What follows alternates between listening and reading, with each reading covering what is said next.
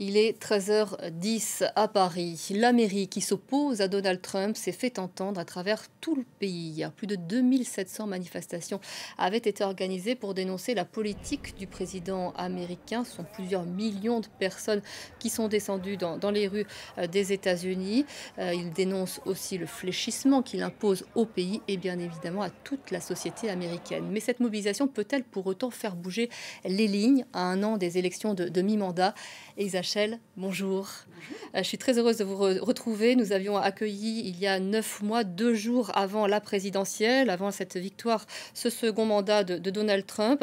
On va voir avec vous si la démocratie résiste toujours. On s'était posé la question déjà il y a 9 mois avant qu'il n'accède au pouvoir. Vous venez de publier chez Odile Jacob La démocratie à l'épreuve du populisme. Alors, parlons tout d'abord de cette mobilisation à laquelle on a assisté hier. Il y avait eu aussi une mobilisation d'ampleur au mois de juin. Que représente-t-elle en somme ? Alors cette mobilisation est indispensable à un moment où les démocrates ont un déficit de popularité dans l'opinion publique qui est assez notable. Les derniers sondages montrent que 2/3 des interrogés ont une opinion défavorable du Parti démocrate. Ça veut dire qu'il y a plus d'opinions défavorables aujourd'hui au moment où on se parle contre le Parti démocrate versus celle à l'encontre de Donald Trump. Donc le Parti démocrate a besoin de remobiliser à la fois dans l'opinion mais aussi de regalvaniser ses troupes qui sont un peu démoralisées depuis le retour au pouvoir de Donald Trump et la multiplication à la fois des annonces et des actions au sein des institutions. Mais là, ce que l'on voit dans les rues, ce sont les démocrates qui se mobilisent ou bien ce sont les communautés. On connaît le poids des communautés aux États-Unis, c'est pas du tout la même chose en France. Ce sont des individus qui se mobilisent ou bien réellement les démocrates ? Alors, ce sont des associations, donc des groupes de la société civile déjà constitués, qui sont souvent en lien avec les causes habituelles des démocrates, l'environnement, les droits civiques. Donc, ce sont des associations plutôt démocrate par orientation. Donc même si ce n'est pas le parti qui lui-même organise ces manifestations, ce sont ces associations qui les soutiennent. On sait qu'un certain nombre d'associations fonctionnent main dans la main avec le Parti démocrate.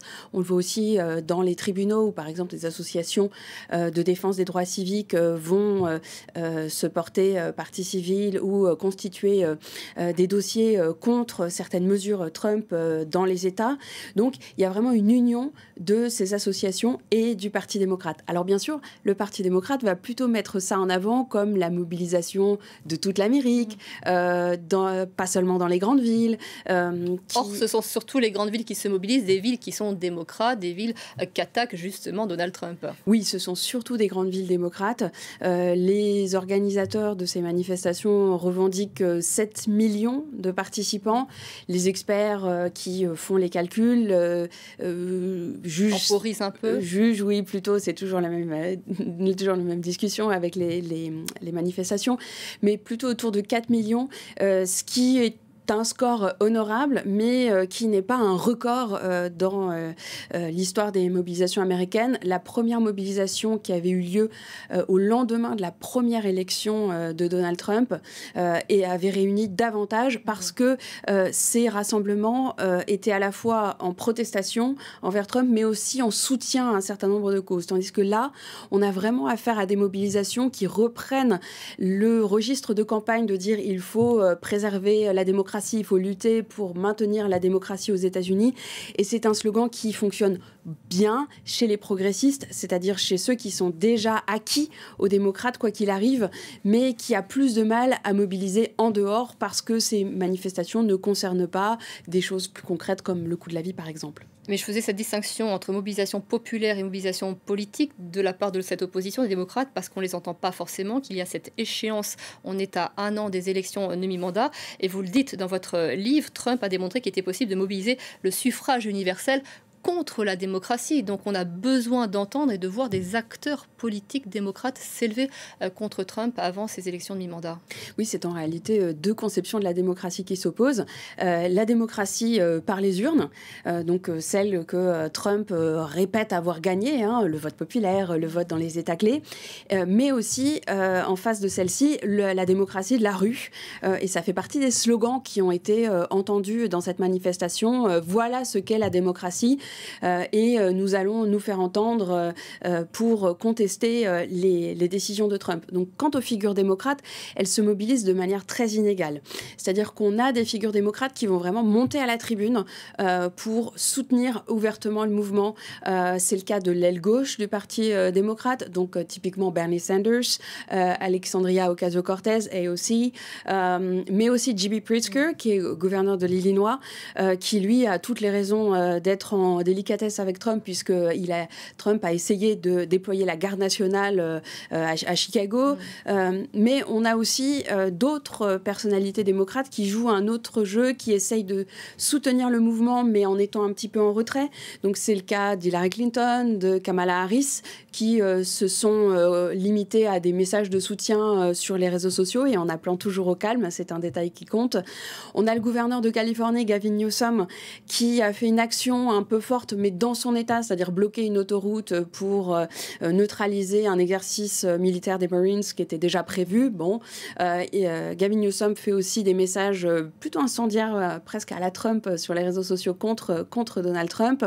Et puis, on a ces démocrates, beaucoup plus en retrait, qui, à l'image de Josh Shapiro, le gouverneur de Pennsylvanie, dont on sait qu'il est un modéré, plutôt très centriste, qui, lui, va dire, bon, certes, il y a un droit de manifester, mais attention, il faut garder le calme. Et pourquoi ces démocrates gardent une distance par rapport à ces mouvements, c'est que surtout, ils ne veulent pas être liés à l'extrême gauche. C'est l'une des critiques effectivement de Donald Trump, qui a deux ennemis en somme, l'extrême gauche américaine et les clandestins, les immigrés clandestins. Oui, tout à fait. Donc on a deux narratifs qui s'opposent. Le narratif des démocrates qui consiste à dire c'est toute l'Amérique qui s'est réunie, et le narratif des républicains qui consiste à dire ce sont les antifas, les groupuscules d'extrême gauche. Mais là, dans le cas présent, il n'y a pas eu d'incident majeur à déplorer. Il y a eu des petites choses à Los Angeles, mais rien de majeur. Donc les manifestations se sont déroulées dans le calme et c'est dans l'intérêt des démocrates, puisque, on le sait, les électeurs sont en général beaucoup attachés à la sécurité et le discours qui consiste à laisser faire ne passe pas du tout chez les électeurs, et encore moins à l'approche des élections de mi-mandat l'année prochaine. La mobilisation du mois de juin n'a pas fait bouger d'un iota, évidemment, la politique de Donald Trump, peut-être même au contraire. Est-ce que l'administration Trump peut remodeler les règles du jeu électoral en sa faveur à l'approche, justement, de ces élections, pour s'assurer que les démocrates ne vont pas pouvoir agir sur ce terrain-là ?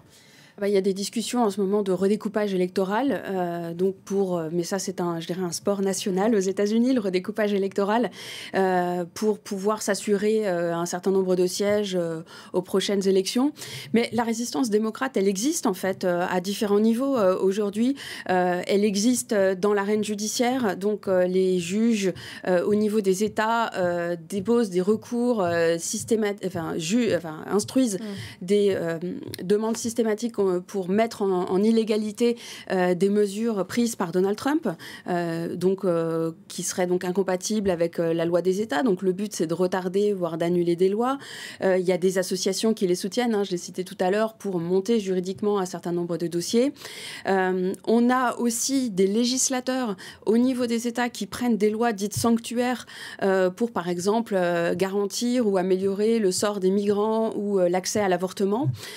Donc on a véritablement des résistances démocrates. On les voit aussi au Congrès en ce moment avec les sénateurs démocrates qui sont dans une paralysie budgétaire, et donc qui refusent de voter le budget de l'État fédéral en l'état et refusent aussi de voter des lois de financement temporaire pour aller au bout des discussions. Et ce dont vous nous parlez, c'est presque des bribes de scission. Vous évoquez presque une notion de scission du pays. Quand on voit ces deux mondes qui essayent d'agir et d'avancer de manière fragmentée. Alors moi, je ne parlerai pas de scission, mais je dirais que s'il y a une guerre aujourd'hui aux États-Unis, elle passe d'abord par la loi. Donc il y a des affrontements au niveau des assemblées, au niveau des tribunaux, au niveau des règlements. Donc en fait, c'est une certaine version de la démocratie où chacun utilise les règles qui sont à sa disposition pour essayer d'affaiblir l'adversaire. Donc là, tout ce qui est décrit est légal et ce que Trump a fait aussi pour, par exemple, contourner les effets de la paralysie budgétaire sur des groupes qui lui sont favorables, les militaires, par exemple, qui n'auraient pas été payés autrement pendant la paralysie. Trump a réussi à trouver un mécanisme tout à fait légal pour continuer à les payer. Donc, on est vraiment dans une guérilla légale, judiciaire, qui oppose les démocrates et les républicains. Et ça, c'est vraiment au cœur de la démocratie américaine. Et on comprend que Trump a plus de cartes entre ses mains que les démocrates. Et c'est pour ça qu'il est plus fort aujourd'hui. Et forcément, puisqu'il a avec lui les prérogatives du président. Donc la Cour suprême, en sa faveur. Il peut signer des décrets présidentiels. Alors, la Cour suprême, oui, mais dans une certaine mesure, puisque la Cour suprême ne juge plus aujourd'hui que 60 à 70 cas par an, alors qu'elle est destinataire de 7000 demandes. Donc il y a quand même des cas qui ne sont pas instruits par la Cour suprême, mais ce qu'on a vu ces derniers temps, c'est de plus en plus de cas qui sont jugés en procédure d'urgence par la Cour suprême, c'est-à-dire qu'elle n'a pas besoin de conduire des auditions complètes, elle n'a pas besoin de produire d'argumentaires détaillés, mais va donner raison le plus souvent à l'exécutif pour permettre l'exécution des lois qui sont contestées par les cours inférieures. La démocratie implique le conflit, ou tout du moins le débat d'idées. C'est ça que Trump essaie de faire disparaître. La démocratie implique plus que le débat d'idées. C'est-à-dire que la démocratie, ce qui est compliqué, c'est que c'est à la fois des règles du jeu, c'est-à-dire un encadrement, le droit, mais aussi le jeu avec les règles, c'est-à-dire utiliser le droit comme une ressource pour défaire ses adversaires. Et ça, oui, c'est possible dans la démocratie américaine où, par exemple, il n'y a pas de code électoral, donc il n'y a pas un gros livre qui régit les élections de manière uniforme sur tout le territoire américain. Ça dépend des 50 États, mais il y a même des règlements qui dépendent à l'intérieur des États. Donc on a un système législatif et légal qui a beaucoup d'interstices dans lesquels les acteurs politiques s'immiscent pour avancer leur propre agenda. Vous écrivez dans votre livre « La démocratie à l'épreuve du populisme », les contre-pouvoirs restent actifs. Vous le pensez toujours quand on voit les attaques contre les médias qui sont assez véloces, vous l'évoquez, contre aussi la justice, contre l'enseignement, la recherche. Voilà, il reste solide aujourd'hui aux États-Unis. Alors les contre-pouvoirs, j'en citais donc une partie là à l'instant. Alors contre les médias, il y a effectivement des coups de boutoir qui sont donnés par Donald Trump qui importe ces techniques du monde des affaires. Le monde des affaires est aussi brutal que celui de la politique, qui importe ces techniques du monde des affaires qui consistent à engager des procès, même s'il n'y a pas de fondement sérieux pour défaire ses adversaires. Mais ce qui compte, c'est d'abord de les engager dans un procès, donc de leur faire peur, de les intimider, au besoin de les affaiblir financièrement, parce que qui s'engage dans un procès doit engager les frais de justice. Il peut aussi espérer, et c'est ce qui a déjà été observé pour un certain nombre de médias, des versements dans le cadre de règlements à l'amiable, c'est-à-dire je fais un procès contre vous, mais si on trouve un accord sur une somme que vous me versez, 15 millions de dollars en général, j'accepte d'abandonner les poursuites, ce qui évite aux médias de s'engager dans des procès longs et encore plus coûteux. Donc en réalité, on est dans un système où il y a une liberté d'expression aux États-Unis, mais où 90% des médias traditionnels sont détenus par 6 groupes. Donc on a des cibles qui sont vulnérables aux contraintes économiques à une ère où la télé fait de moins en moins recettes face aux réseaux sociaux et aux plateformes de streaming. Et là aussi, encore, ça dépend des médias en question, c'est-à-dire que les groupes de télévision vont plutôt avoir tendance à passer des accords. La presse qui doit continuer à afficher son indépendance, elle ne va pas aller sur des accords.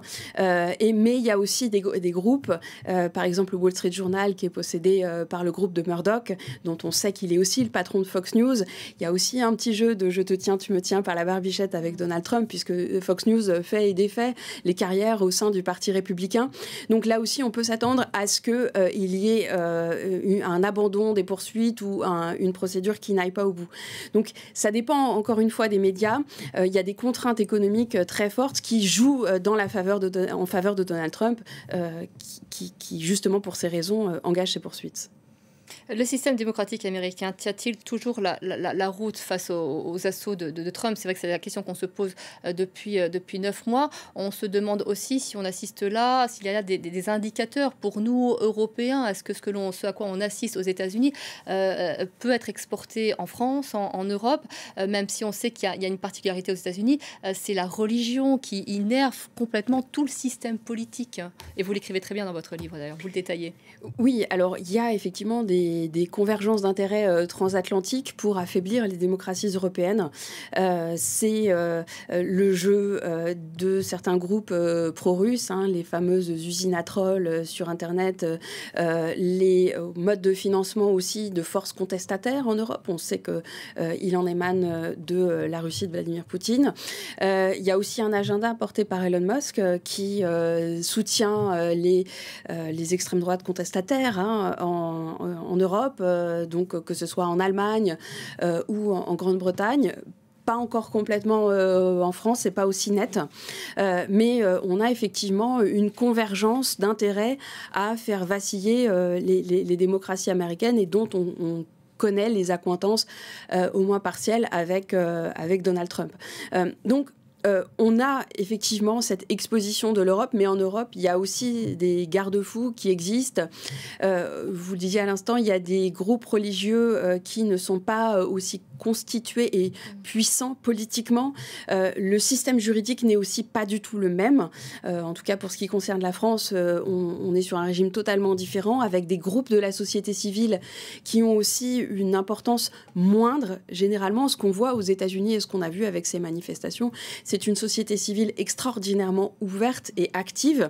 Et c'est aussi ce qui la protège de toute forme de tyrannie, d'ailleurs, puisqu'il y a toujours cette exposition au regard extérieur par des forces internes à la société, ce qu'on ne voit pas dans les régimes autoritaires et a fortiori dictatoriaux. Donc, en Europe, il faut avoir une vigilance sur les mécanismes d'influence, mais un Donald Trump à la française n'est pas encore pour demain. Vous écrivez dans votre livre, je terminerai là-dessus, la spiritualité le christianisme transforme l'arène politique en un théâtre où se joue une bataille apocalyptique contre les forces du bien et celles du mal.